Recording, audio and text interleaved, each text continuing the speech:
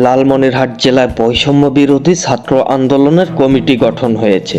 সাংগঠনিক কাঠামো বিস্তৃতির অংশ হিসেবে এবার লালমনিরহাট জেলায় 111 সদস্যের আহ্বায়ক কমিটি গঠন করেছে বৈষম্য বিরোধী ছাত্র আন্দোলন। জেলা পর্যায়ে এটি তাদের 15তম আহ্বায়ক কমিটি। আজ শনিবার সন্ধ্যায় বৈষম্য বিরোধী ছাত্র আন্দোলনের ভেরিফাইড ফেসবুক পেজে লালমনিরহাট জেলার কমিটি প্রকাশ করা হয়।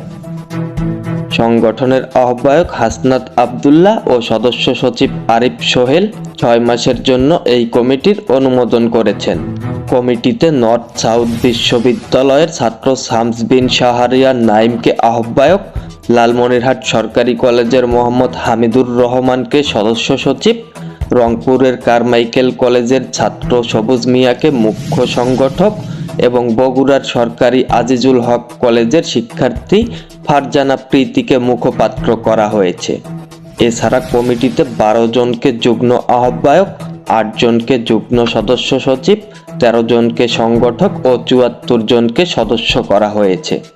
এর আগে দেশের 14টি জেলা ও 2টি মহানগরে আহ্বায়ক কমিটি ঘোষণা করেছে বৈষম্য বিরোধী ছাত্র আন্দোলন। জেলাগুলো হলো কুষ্টিয়া, নড়াইল, চুয়াডাঙ্গা, সুনামগঞ্জ, নেত্রকোনা, মেহেরপুর, ঝিনাইদহ, শেরপুর, চাঁপাইনবাবগঞ্জ, জামালপুর, কুমিল্লা, রংপুর, যশোর ও কুড়িগ্রাম। এই 2 মহানগর হলো কুমিল্লা ও রংপুর মহানগর। সব কয়টি কমিটি 6 মাসের জন্য অনুমোদন দেওয়া হয়েছে। অন্যদিকে ফরিদপুর সদর থানায় 51 সদস্যের প্রতিনিধি কমিটি গঠন করেছে জাতীয় নাগরিক কমিটি। আজ সন্ধ্যায় এই কমিটি অনুমোদন করেন জাতীয় নাগরিক কমিটির আহ্বায়ক নাসির উদ্দিন পাটোয়ারি ও সদস্য সচিব আক্তার হোসেন।